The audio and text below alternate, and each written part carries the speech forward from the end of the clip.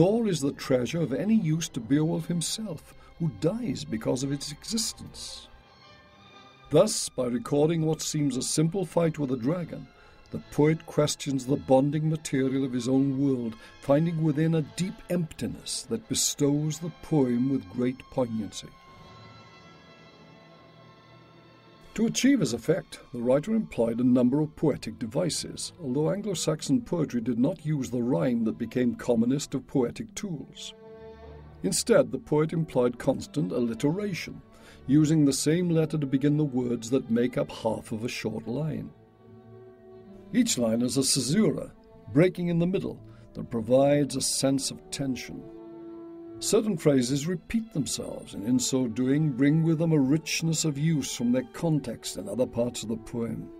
Finally, kennings are used, something between synonyms, that is, words meaning the same things, and guessing games. A sword becomes a battle friend. A demon is a shadow walker, and the sea, the whale's road.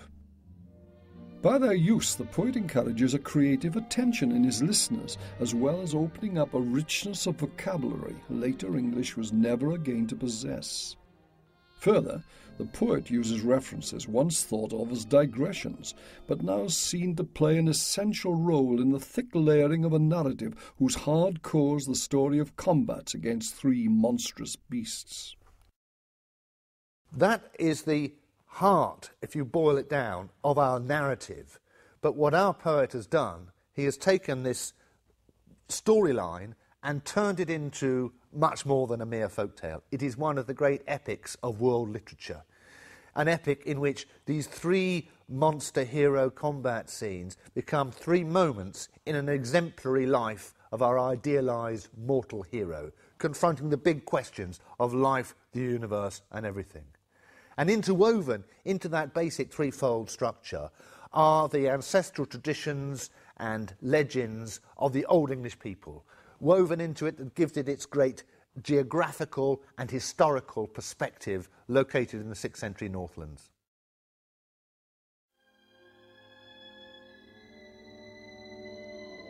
Anglo-Saxon paganism would end, its culture change, and its Christianity develop sophistication far beyond that of the Beowulf epic.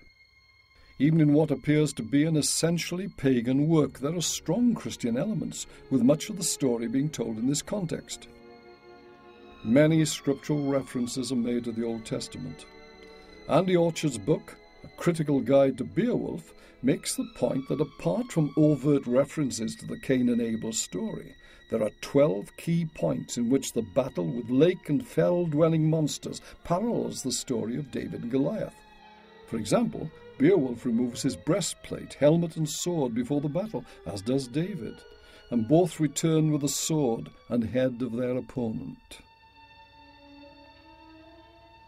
England, where Britain, Angle, Ute and Saxon merged into one race, waxed and prospered until invaded by the Normans, another warrior people also originating in northern lands. By AD 1066 and the Norman conquest, Beowulf's once pagan saga had helped spread Christianity throughout the land to its farthermost regions. But like the Romano-British before them, a rich and largely civilized Anglo-Saxon society would change suddenly and bloodily at the hand of warlike invaders. In 1066, the people who had conquered Britain and created epics such as Beowulf would fall before even more warlike, better armed and better organized Norman invaders led by William the Conqueror. In 1066, Harold Godwinson, the last Saxon king, would be killed by an arrow at the Battle of Hastings, when his Nordic people would be subjected by another. Defender and invader, both of Nordic origin, had been moulded by the lands their ancestors had invaded and settled. England helping create Harold's race, Normandy those who followed William. During centuries after the conquest, Anglo-Saxon and Norman would meld into an English people possessing their own particular language and culture. The rediscovery of Beowulf's epic proved it to be foundation of this English tongue and part of a wonderfully varied literary heritage containing such masterworks as Chaucer's Canterbury Tales, Shakespeare's plays, and the King James Bible. Churches and cathedrals that developed from the early faith of Beowulf's race still dominate the land these peoples once occupied, while much of their former pagan beliefs remain interwoven into British legend and folklore. But even more important is that the tongue in which Beowulf was written founded modern English, a worldwide international language whose continuing evolution provides a subtlety, vocabulary and richness far beyond that of any other.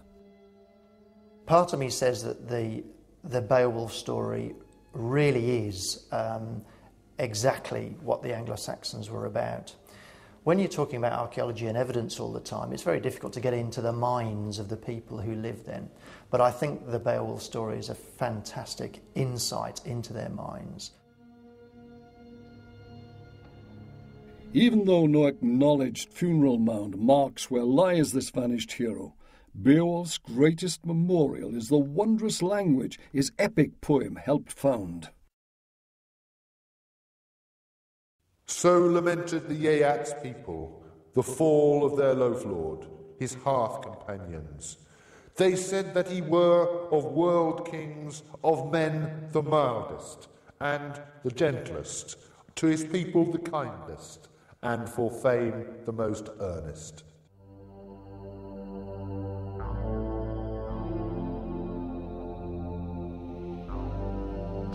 Swa beknorneden Geata leoda, Chlafordus crira, Eorchich neatas.